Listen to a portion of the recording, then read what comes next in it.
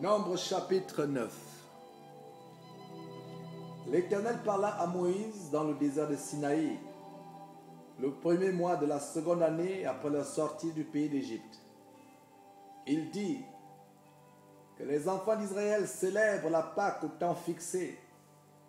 Vous la célébrerez au temps fixé, le 14e jour de ce mois, entre les deux soirs. Vous la célébrerez selon toutes les lois et toutes les ordonnances qui s'y rapportent.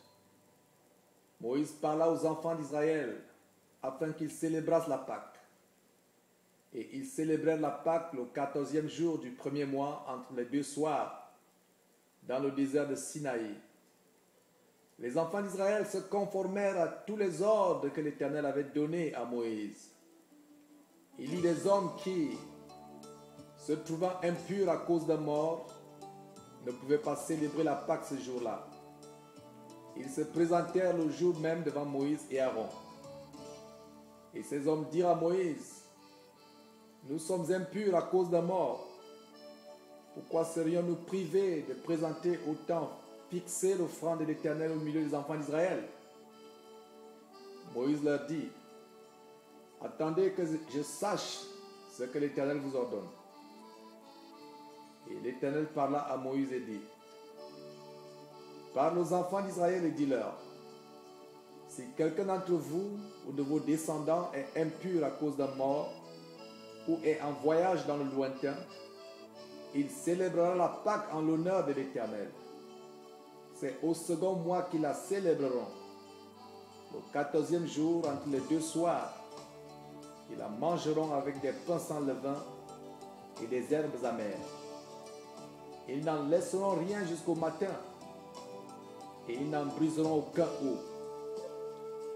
Ils la célébreront selon toutes les ordonnances de la Pâque. Si celui qui est pur et qui n'est pas en voyage s'abstient de célébrer la Pâque, celui-là sera retranché de son peuple, parce qu'il n'a pas présenté l'offrande de l'Éternel au temps fixé.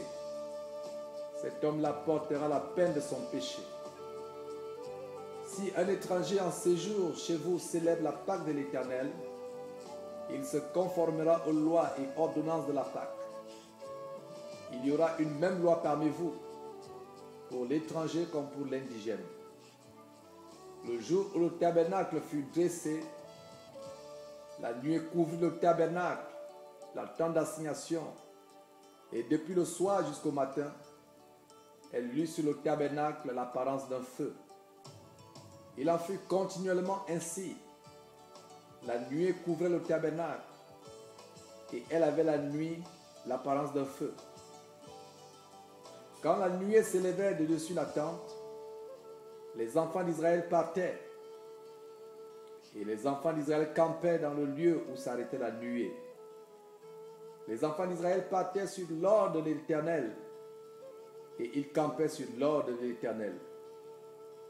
Ils campaient aussi longtemps que la nuée restait sur le tabernacle.